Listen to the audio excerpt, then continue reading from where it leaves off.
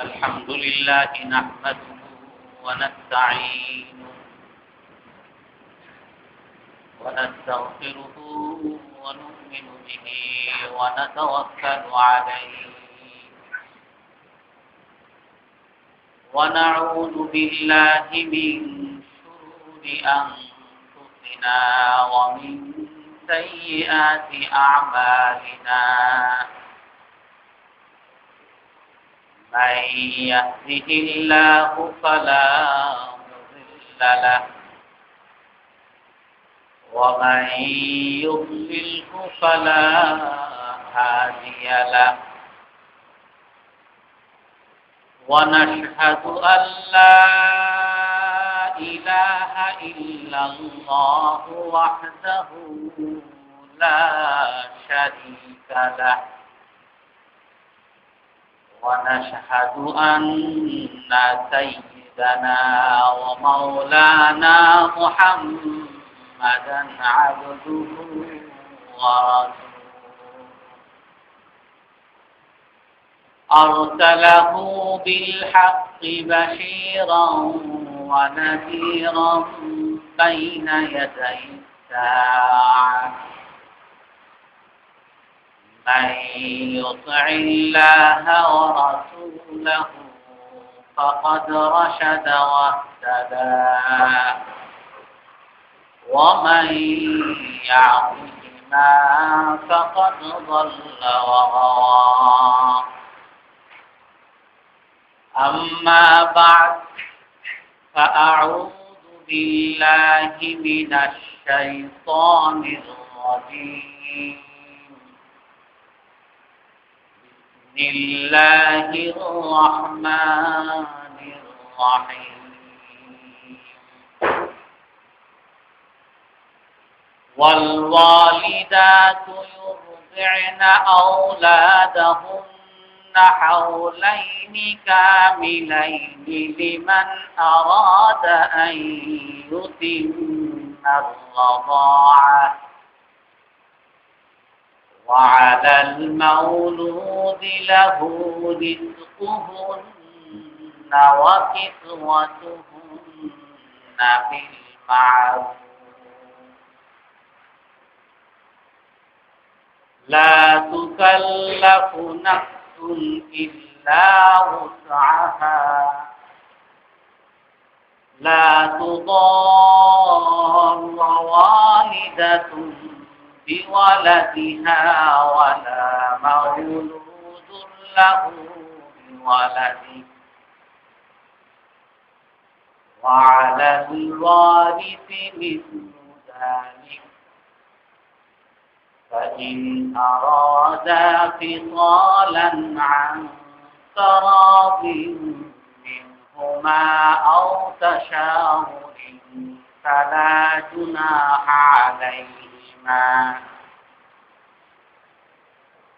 وإن أردتم أن تسترضعوا أولادكم فلا جناح عليكم إذا سلمتم ما آتيتم بالمعروف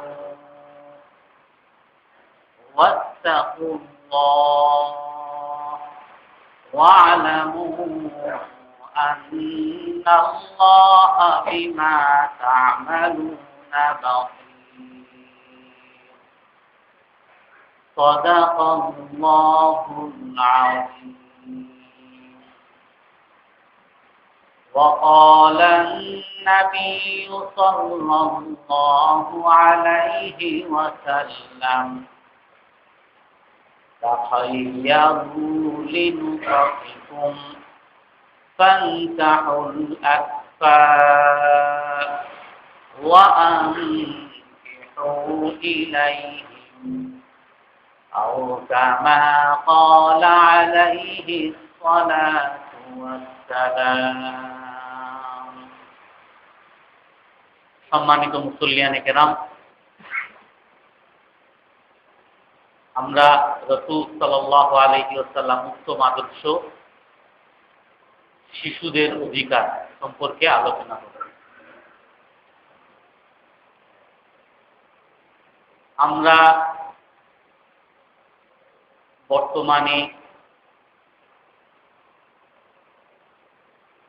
বর্তমান বিশ্বের দিকে তাকালে আমরা দেখতে পাই যে তারা শিশুদের অধিকার নিয়ে অনেক আলোচনা, অনেক অগ্রগতি, অনেক সভ্যতার প্রদর্শন করছেন। আর মুসলমানরা আমরা শিশুদের অধিকার পূরণে আমাদের পশ্চাৎগামিতা এবং পিছিয়ে থাকা এগুলোই মানুষের সামনে উপস্থাপন করা হয়। বর্তমান বিশ্বে শিশুদের অধিকার রক্ষার জন্য অনেক সংগঠন, অনেক আন্তর্জাতিক সংস্থা, সেভ দ্য চিলড্রেন, অনেক কনভেনশন বর্তমানে হচ্ছে। আর যেই শিশুদের অধিকার নিয়ে তাদের এত সভ্যতা, আর আমরাও ধারণা করি আমরা হয়তো অনেক পিছিয়ে থাকা জনগোষ্ঠী, আর পাশ্চাত্যরাই এক্ষেত্রে অনেক এগিয়ে থাকা, তাদের সভ্যতাকেই আমাদেরকে অনুসরণ করতে হবে। তাদেরও কিছুদিন আগেও তাদের এই শিশুদের অধিকার নিয়ে তাদের চিন্তা চেতনা অনেক পিছনে থাকা ছিল। পাশ্চাত্যের এক বড় লেখক এবং বড় গবেষক জুলনজি, যেটা উনি একটা ধারণা মানুষের সামনে উপস্থাপন করতেন, আর যে ধারণাটা মূলত খ্রিস্টানদের ধর্মীয় একটা ধারণা। তাদের ধারণা, তাদের আইডিওলজি হলো শিশুরা যখন জন্মগ্রহণ করে তখন তারা পাপী থাকে, আর তারা বলে যে শিশুদেরকে তোমরা নির্যাতন করো, আর নির্যাতন করে তাদের ওই আত্মাটাকে, অপবিত্র আত্মাকে পবিত্র করো। খ্রিস্টানদের মতবাদ এটা। তারা বলে যে হযরত আদম আলাইহিস সালাম যে জান্নাত থেকে বের হওয়ার যে একটা ভুল করেছিলেন, সেই ভুলটা যত আদম সন্তান দুনিয়াতে আসে সবাই সেই ভুল, সেই পাপ নিয়ে আসে। আর সেই পাপ থেকে তাদেরকে পবিত্র করতে হলে তাদেরকে নির্যাতন করতে হবে। শিশুদেরকে নির্যাতন করো, তাহলে শিশুদের সেই অপবিত্র আত্মা পবিত্র হয়ে যাবে। এটা 1930-40 সনের দিকে তাদের কথা। এবং তাদের এক বড় লেখক ফ্রড, সে এই 40 শতকে উনি বলেছিলেন যে শিশুরা যদি ছোটবেলায় নির্যাতনের শিকার হয় তাহলে বড় হলে সে সেই রকম নির্যাতক হয়ে যায়। ছোটবেলায় যে শিশুটা ধমকের উপরে, নির্যাতনের উপরে, লাঞ্ছনার উপরে, বঞ্চনার উপরে বড় হয়, সেই শিশুটা বড় হলেও নিজেই সেরকম একজন সন্ত্রাসী, একজন নির্যাতক, একজন শিশুদের সাথে দুর্ব্যবহারকারী এবং ডাকাত চোর, সেই শিশুটা পরবর্তীতে তৈরি হয়।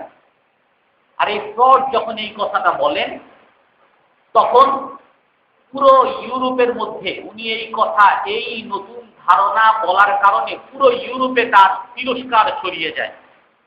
সবাই বলা শুরু করে, আরে ফ্রড নতুন করে কি বলতেছে, আমাদের ধর্মের বিরুদ্ধে কথা বলতেছে। আমাদের খ্রিস্টান ধর্মে বলে শিশুদেরকে নির্যাতন করো যাতে পবিত্র হয়, আর এই নতুন করে কি বলতেছে। আর যার ফলে সেই ফ্রড মাত্র 1 বছরের মাথায় তার এই মতভেদের কারণে তার নিকটের যারা ছিল তারাও অনেক দূরে চলে যায়। আর 1 বছরের মাথায় সে আবার জনসম্মুখে বলতে বাধ্য হয় যে আমি যেটা বলেছিলাম সেটা একেবারেই মিথ্যা, বোকামি, একটা নির্বোধের কথা বলেছিলাম, আমি সে মত থেকে সরে আসি। আপনারা যদি আরো দেখেন, আমাদের বাংলাদেশে একটা বিশ্বকোষ আছে, এরকম ব্রিটেনের, ইউরোপের ব্রিটেনই একটা বিশ্বকোষ তাদের, সেটার প্রথম সংস্করণ। সেখানে গরু, ঘোড়া বিভিন্ন সংজ্ঞা আছে, ঘোড়া সম্পর্কে 2 পৃষ্ঠা লেখা আছে। আর সেখানে নারীর কথা যখন আসে মাত্র 1 লাইনের কথা, নারী পুরুষের অধীনে থাকে। বাস, আমরা যাদেরকে সভ্য মনে করতেছি, আমরা যাদের তুলনায় নিজেদেরকে পিছিয়ে থাকা জনগোষ্ঠী মনে করতেছি, যারা আমাদেরকে পিছনে থাকা জনগোষ্ঠী, মুসলিম, ইসলাম মানে পশ্চাত্যবাদিতা, যারা এই ধরনের ধ্যান ধারণা আমাদের মধ্যে ঢুকিয়ে দিতে, তাদের অবস্থা এটা।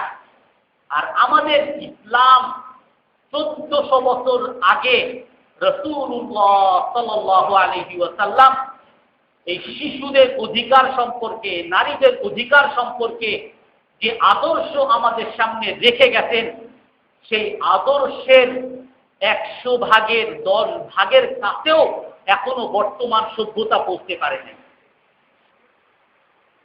এক তো হলো আমরা সেই রসুলের আদর্শ সম্পর্কে জানি না, আর দ্বিতীয়ত হলো যতটুকু জানি সেটাকেও মানি না, যার ফলে আমাদের মুসলমানদেরকে সকলে আঙ্গুল তুলে আমাদেরকে অসভ্য জাতি, আমাদেরকে বর্বর জাতি, আমাদেরকে খারাপ জাতি, পিছিয়ে থাকা জনগোষ্ঠী বলতে পারতেছে। ইসলামের মধ্যে রাসূলুল্লাহ সাল্লাল্লাহু আলাইহি ওয়াসাল্লাম উনি নিজেই একজন এতিম ছিলেন। যে ফ্রড যে কথা বলতে, যেটা এখনো বর্তমান আমাদের শিক্ষা নীতিতে এই কথাটা খুব বড়ভাবে আসতেছে, সারা পৃথিবীতেই আসতেছে, যে ছোটবেলায় নির্যাতিত হলে বড় হলেও সে নির্যাতক হয়। কথাটা কিছুটা আংশিক সত্য হলেও পুরোটা সত্য না। রাসূলুল্লাহ সাল্লাল্লাহু আলাইহি ওয়াসাল্লাম নিজে একজন নির্যাতিত শিশু ছিলেন। যখন রসুল মায়ের পেটে তার পিতা মরে যায়, যখন মাত্র 6 বছর বয়স, আর পিতা মারা গেলে একটা শিশু কিরকম অবহেলিত হয়ে যায়, যেটা আমরা হযরত হালিমা সাদিয়া রাদিয়াল্লাহু আনহার ঘটনা দ্বারা আমরা জানতে পারি। সবাই, হযরত হালিমা সাদিয়া বলেন যে আমরা সবাই মক্কায় এসেছি শিশু সন্তান নেওয়ার জন্য, দুধের সন্তান নেওয়ার জন্য। আর যখনই এই মুহাম্মদ সাল্লাল্লাহু আলাইহি ওয়াসাল্লাম এই শিশুর কাছে যখন কেউ আসে আর শুনে তার বাবা নাই, তো কেউ আর তাকে নেয় না। কারণ যে এতিম, বাবা নাই, সে কিছু দিতে পারবে না। উপহার, পারিশ্রমিক যেমনটা চায় তেমন তো দিতে পারবে না, এই জন্য তাকে কেউ নেয় নাই। রাসূল সাল্লাল্লাহু আলাইহি ওয়াসাল্লাম যখন মাত্র 6 বছর বয়স, মক্কা থেকে মদিনায় মায়ের সাথে আসছেন মামা বাড়িতে, আবার মদিনা থেকে মক্কায় যাচ্ছেন। রসুলের সাথে উম্মে আইমান তাদের বাসায় কাজ করত। রসুলের দুধ মা এবং রসুলের আম্মু হযরত আমেনা, তারা 3 জন মদিনায় থেকে মক্কায় যাচ্ছেন। পথিমধ্যে এক জায়গায় আবওয়া নামক স্থান, মদিনা থেকে একটু দূরে গহীন জঙ্গলের মধ্যে আবওয়া নামক স্থানে রসুলের মায়ের কিতাবের মধ্যে যেটা আসে, অসুস্থ হয়ে যায়, যার আলামত বলে হয়তোবা স্ট্রোক করেছিল। তার মা রসুল এভাবে ছোট শিশু বসে আছে, আর তার মা এরকম বুক ধরে কাঁপতেছে, একবার এদিকে যাচ্ছে আর একবার এদিকে যাচ্ছে, আর রসুল মায়ের কষ্ট দেখতেছেন। তো এভাবে যখন রসুলের মা মৃত্যু শয্যায় চলে গেছে, তখন রসুলকে দেখতেছেন, কিছু বুঝতেছে না, একজন নিরীহ শিশু সন্তান মায়ের কষ্ট দেখে আতঙ্কিত হয়ে বসে আছে। রসুলকে ডেকে বুকের মধ্যে নিয়ে আর রসুলের জন্য দোয়া করতেছে, বাবা তুমি চিন্তা করো না, আল্লাহ তোমার জন্য দুনিয়াতে এক বিরাট স্থান রাখবে। আর সেই শিশু সন্তান রসুল কিছুই বুঝতেছেন না, এভাবে রসুলের সামনে, চোখের সামনে মা কষ্ট করতে করতে, আর্তনাদ করতে করতে মৃত্যুর কোলে ঢলে পড়েন। আর তখন সেখানে কেউ নাই, গহীন জঙ্গলে কাউকে যে ডাকবেন যে তাকে দাফন দেওয়ার জন্য, কাফন দেওয়ার জন্য কাউকে পান নাই। রসুলদের সাথে উম্মে আইমান ছিলেন, উনি কোনো মতে গর্ত করে সেখানে দাফন দিতেন। তারপরে রসুলকে নিয়ে যেতে চলো আমরা যাই, মদিনায় যাই। তারপরও প্রায় 3 দিনের পর রসুল সেই কবর দেওয়ার পরে সেই কবরকে ধরে সারাদিন সেই কবর ধরে শুয়েছিলেন। উম্মে আইমান সেই কবর থেকে নিতে যান না রসুল। এই ছোট শিশু কি বুঝেন, কিন্তু নিজের মা চোখের সামনে এভাবে মরে গেছেন, এটা রসুল সহ্য করতে পারেন নাই, কবর ধরে বসে আছেন। উম্মে আইমান ছেড়ে দিতেন, ঠিক আছে, পুরো রাত সেখানে বসেছিলেন। পরদিন সকাল যখন হয়েছে, জোর করে রসুল যেতে চাচ্ছেন না, তারপরে জোর করে, আর রসুল সেখানে বালু ধরে ধরে হাতের মধ্যে বালু নিয়ে ওই উম্মে আইমানের সাথে চলে গেছেন মক্কায়। আব্দুল মুত্তালিবের কাছে আশ্রয় পেয়েছেন। দাদা কিছুদিন পরে মারা গেছেন। আশ্রয় পেয়েছেন আবু তালেবের কাছে, চাচার কাছে, চাচাও কিছুদিন পরে মারা গেছেন। রসুলের পাশে দাঁড়িয়েছিলেন রসুলের স্ত্রী হযরত খাদিজা, রসুলের চোখের সামনে সেও মারা গেছে। রসুলের সন্তান হয়েছিল আবুল কাসেম ইব্রাহিম, রসুলের চোখের সামনে সেও মারা গেছে। রসুলের 4টা মেয়ে হয়েছিল রসুলের চোখের সামনে, উম্মে কুলসুম, জায়নাব, 3 মেয়ে, একমাত্র হযরত ফাতিমা তারা, আর 3 মেয়ে রসুলের আপন বলতে যারা ছিল সকলে রসুলের সামনে, চোখের সামনে থেকে চলে গেছে। তবুকের যুদ্ধ থেকে একবার ফিরতেছিলেন,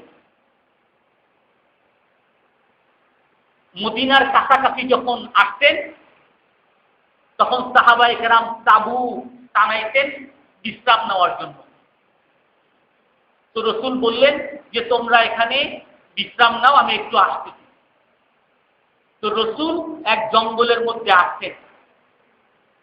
রসুল যখন আসতেছেন না, তখন সাহাবায়ে কেরাম রসুলকে খুঁজতে গেছেন।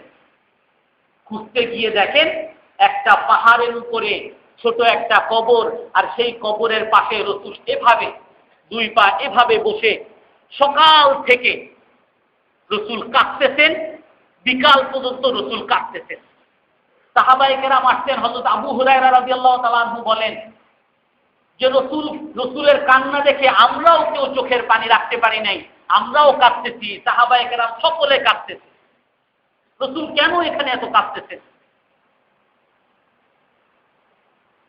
সেখান থেকে যখন আসতেন সাহাবায়ে কেরাম জিজ্ঞাসা করেন, হে আল্লাহর রাসূল, আপনি এত কাঁদতেছেন কেন? বলে, এটা হলো আমার মায়ের কবর।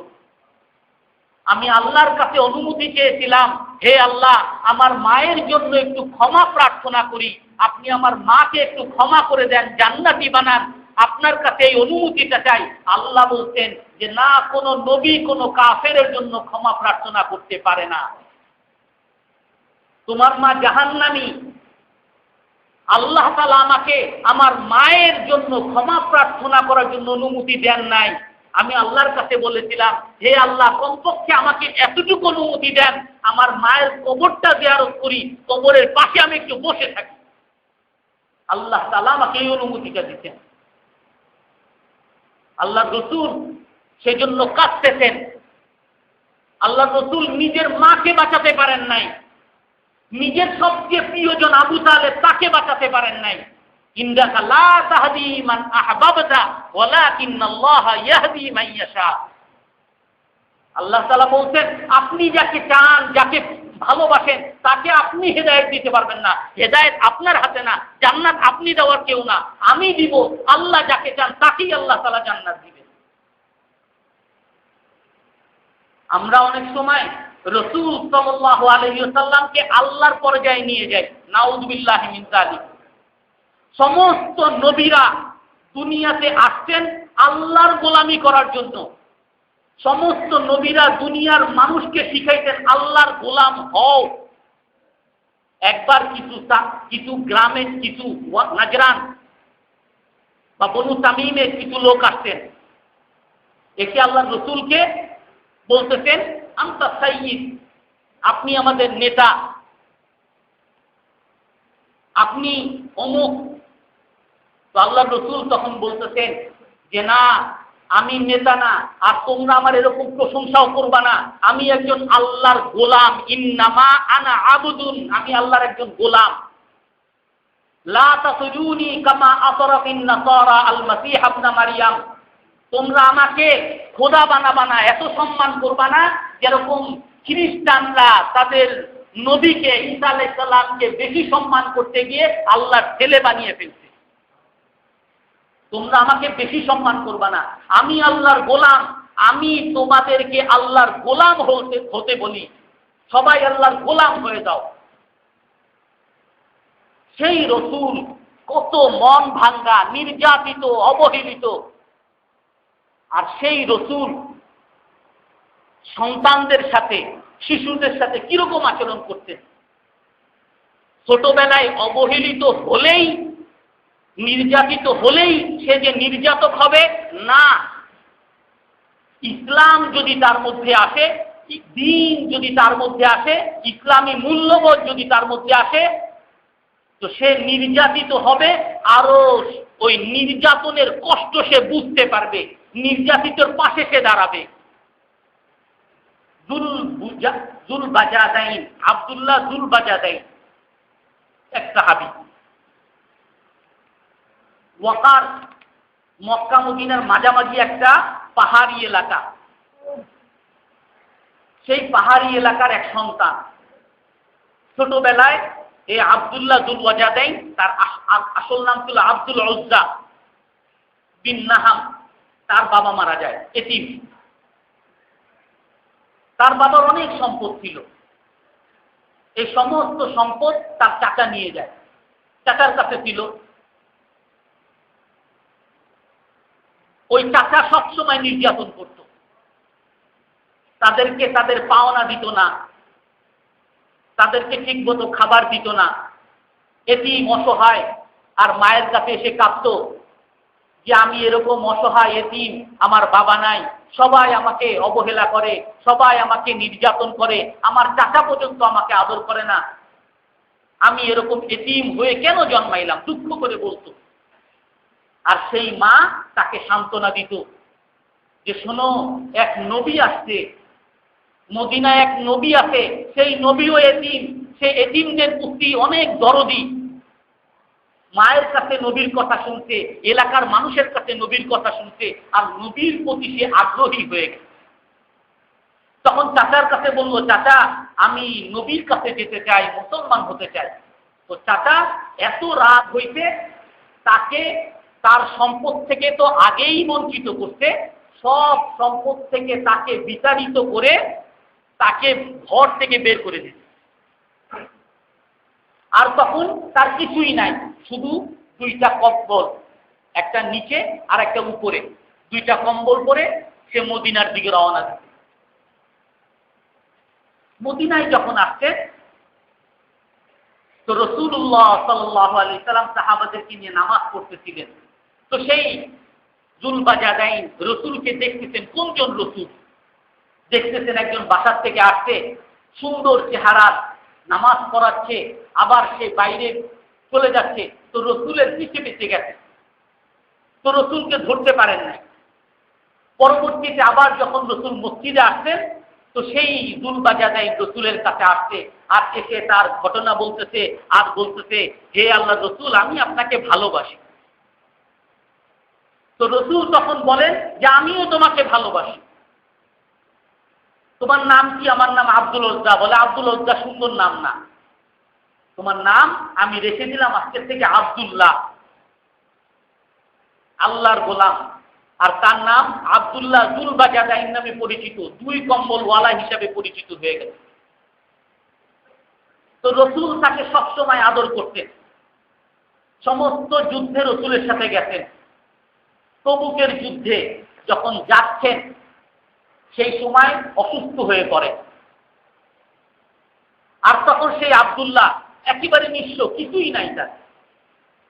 সেই আব্দুল্লাহ রসুলের কাছে বলতেছেন, হে আল্লাহ রসুল, আপনি আমার জন্য একটু দোয়া করেন।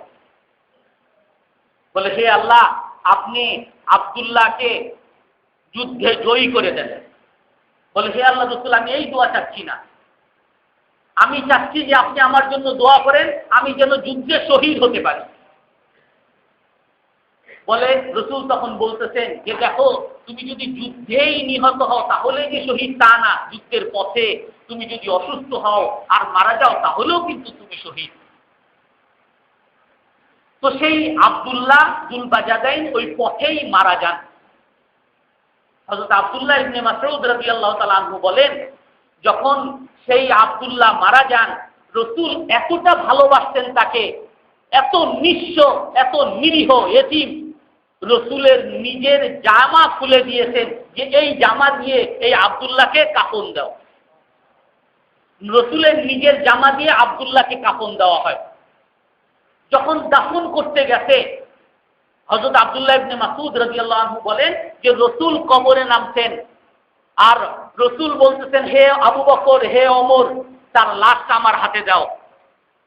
হযরত আবু বকর আর ওমর হযরত আব্দুল্লাহ রাদিয়াল্লাহু আনহু লাশ ধরে রসুলের হাতে দিতেন, আর রসুল কবর দিয়ে দিতেন, আর তিনজনে মিলে কবর দিতেছে। হযরত আব্দুল্লাহ ইবনে মাসউদ রাদিয়াল্লাহু তাআলা আনহু বলেন, আমি তখন আল্লাহর কাছে আশা করতেছিলাম, হায়, এই আব্দুল্লাহর স্থানে যদি আমি হতে পারতাম, আমি এই দাফন যদি আমার সেরা মানুষ রাসূলুল্লাহ সাল্লাল্লাহু আলাইহি ওয়াসাল্লাম, সেরা মানুষ হযরত আবু বকর, সেরা মানুষ হযরত ওমর রাদিয়াল্লাহু আলাইহিম, সাহাবায়ে কেরামের মাধ্যমে তাদের হাতের দ্বারা যদি আমার দাফনটা হইতো, আমি দুনিয়াতে ধন্য হয়ে যেতাম।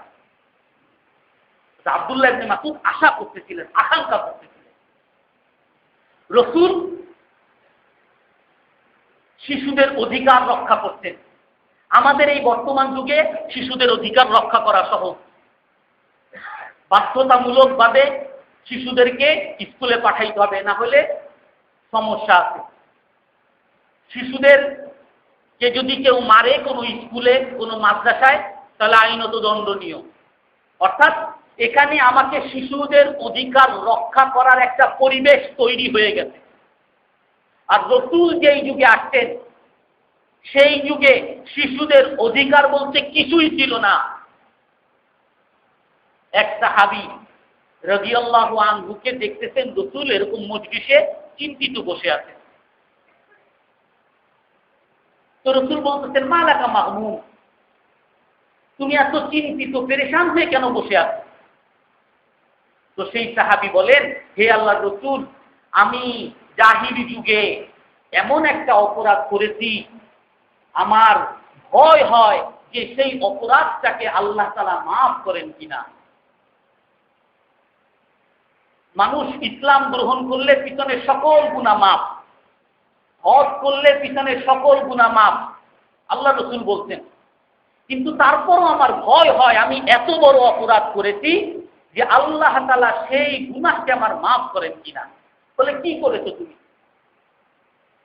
বলে, হে আল্লাহর রসূল, আপনি জানেন অন্ধকার যুগে মেয়ে সন্তান জন্মগ্রহণ করলে মানুষ নিজেকে কতটা লজ্জিত মনে করত। কোরআনের ভাষায় আছে, ওয়াইদা বুশিরা আহাদুহুম বিল উনসা যাল্লা ওয়াজহুহু মুসওয়াদ্দা।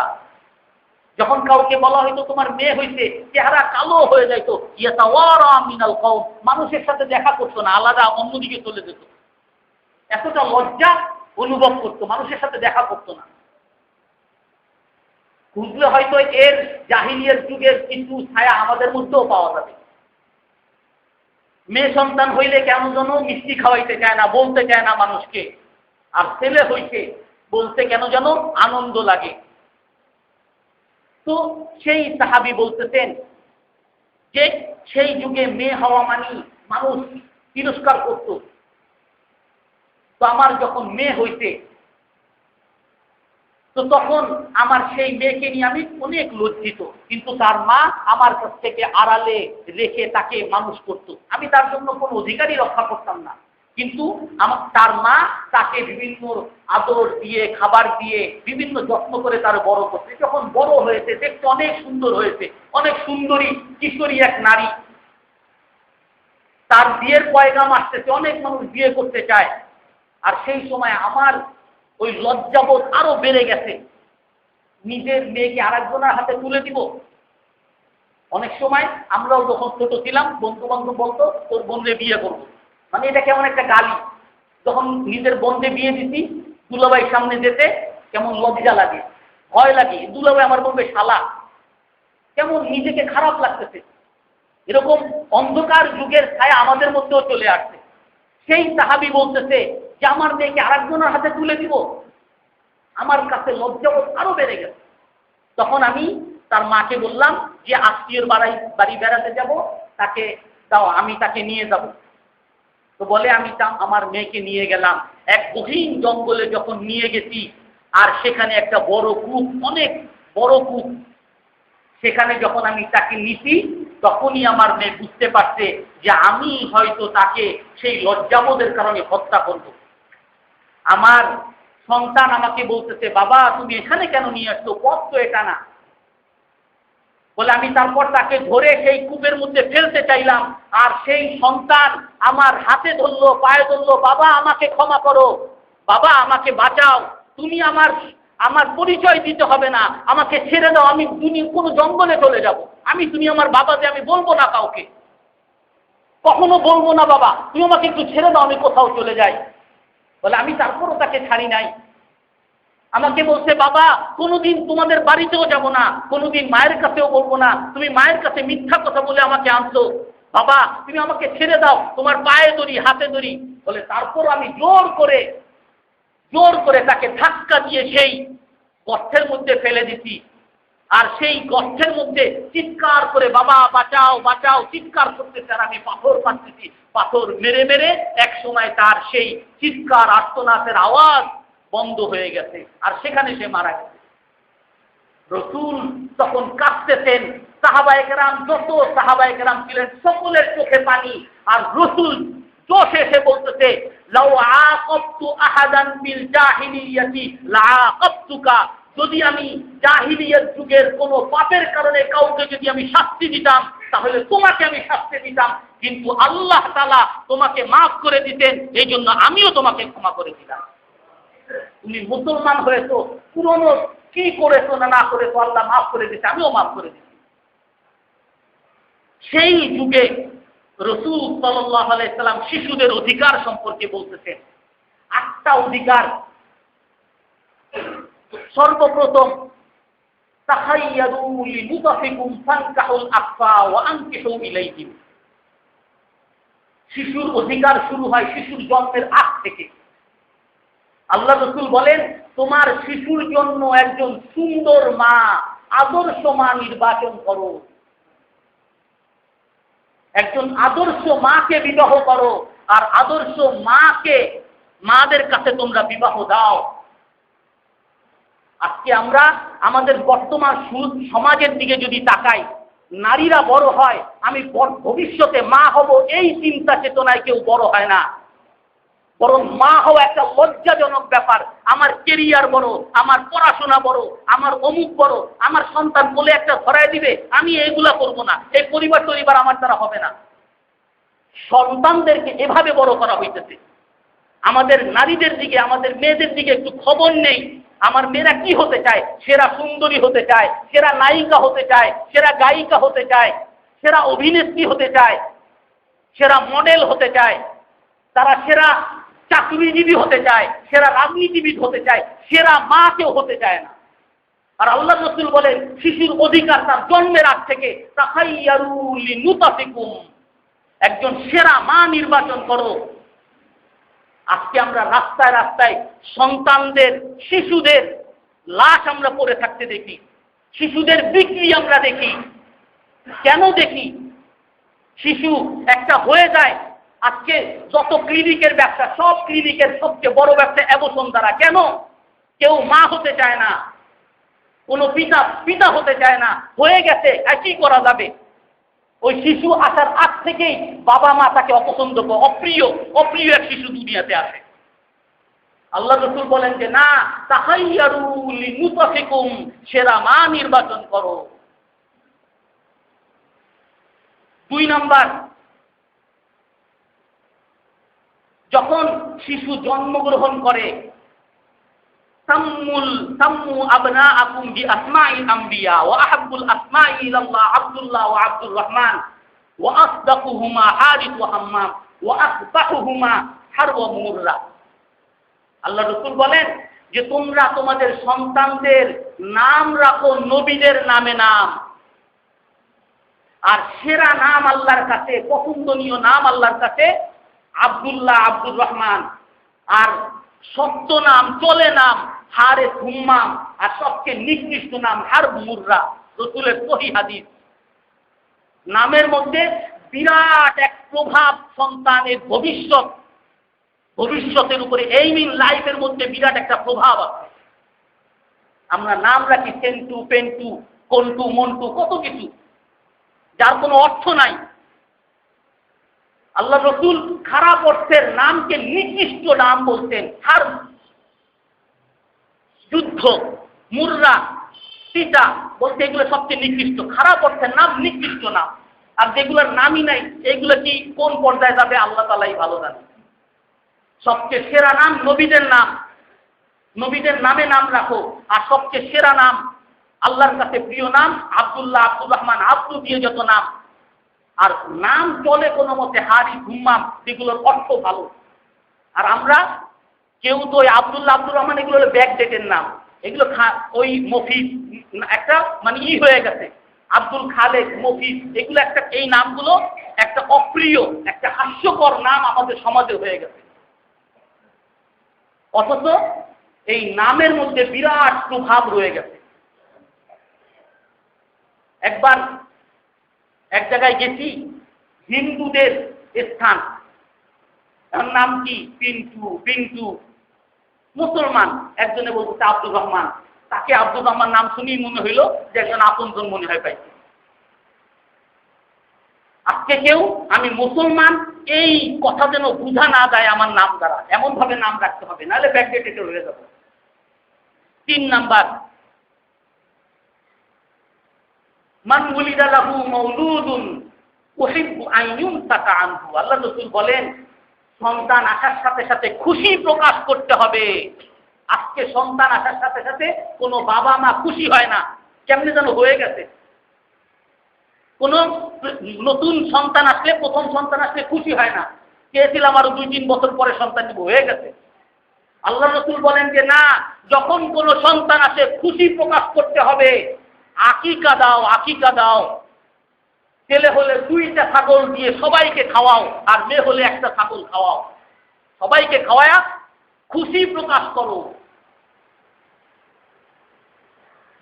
আর 4 নাম্বার হলো ওয়াল ওয়ালিদাতু ইউরজি'না আওলাদাহুন্না। প্রতিটা মায়ের দায়িত্ব হলো তার সন্তানকে দুধ পান করানো। এটা তো আমাদের একটা ফ্যাশন, দুধ পান করাইলে শরীর নষ্ট হয়ে যায়। অথচ এখন আমাদের বর্তমান বিজ্ঞানেও এটা প্রমাণিত, 6 মাস পর্যন্ত বাচ্চা যদি মায়ের দুধ না পায় তার অপুষ্টি থেকে যায়, তার অপূর্ণতা থেকে যায়, ভবিষ্যতে বিভিন্ন রকমের রোগ বালাই তার উপরে আক্রমণ করে। এটা তার অধিকার, সন্তানের অধিকার, শিশুদের অধিকার। এই সব অধিকারের কথা বর্তমান সভ্যতায়, ওই পাশ্চাত্য সভ্যতায় আর ওই ইউনাইটেড নেশনের সভ্যতায়, সেভ দ্য চিলড্রেনের সভ্যতায় এগুলো নাই, এগুলো ইসলামের সভ্যতায় আছে। 5 নাম্বার, ইযিলু বাইনাল আবনা। বাজার থেকে আসছি, আমার ফর্সা ছেলেটার জন্য খেলনা গোপনে দিয়ে দিলাম, আর যে কালো ছেলেটা তারে কিছুই দিলাম না। আল্লাহ রাসূল বলছেন যে না, ইদিলু বাইনাল আবনা ফিল আতিয়া, কোন দানের মধ্যে, সন্তানদের মধ্যে ইনসাফ করো, ইনসাফ ইনসাফ। নুমান ইবনে বাশীর এক সাহাবী রাসূলের কাছে আসছেন, তার মা তাকে অনেক ফুস নিয়ে ওই সন্তানের জন্য একটা বাগান জমি লিখে দিচ্ছে। আমাদের অনেক সমাজই আছে এগুলো, এক সন্তানের জন্য, বা যদি বিশেষ করে সৎ মা হয়, ওই সন্তানের জন্য ফুস নিয়ে লিখে দেয়। আর লিখে দেওয়ার পরে চিন্তা করতেছে, তার মা বলতে হয়তোবা তুমি মারা যাওয়ার পরে এগুলো নিয়ে বিভিন্ন জনের প্রশ্ন তুলবে, এই জন্য নবীর কাছে যাও, নবীকে সাক্ষী রাখো। নবীর কাছে গেছেন, হে আল্লাহ রাসূল, আমি আমার এই ছেলেকে এই বাগানটা দিছি, আপনি একটু সাক্ষী থাকেন। আল্লাহ রাসূল বলেন, হাল সাওয়াইতা বাইনাহুমা, তুমি তোমার অন্য সন্তানদেরকেও কি এরকম দিছো? বলে, হে আল্লাহ রাসূল, অন্যদেরকে তো দেওয়ার মতো সামর্থ্য নাই, একজনকে দিতে পারছি তারই দিছি। আল্লাহ রাসূল বলেন, ইন্নী লা আশহাদু আলা জুর, আমি জুলুমের উপরে সাক্ষী দেই না, জুলুমের উপর আমি সাক্ষী থাকবো না। সবাইকে যখন দিতে পারবা তখন আমার কাছে আসবা, একজনকে দিছো আর অন্যদেরকে দিবা না, এটা হলো জুলুম। জুলুম যেগুলো আমরা পিতামাতারা করতেছি। আল্লাহ তাআলা আমাদের সকলকে শিশুদের অধিকারের ব্যাপারে ইসলামের যে আদর্শ, ইসলাম যে অগ্রগামী, এই কথা বুঝার এবং মানার তৌফিক দান করেন। যারা সুন্নত করি না, সুন্নত করেন।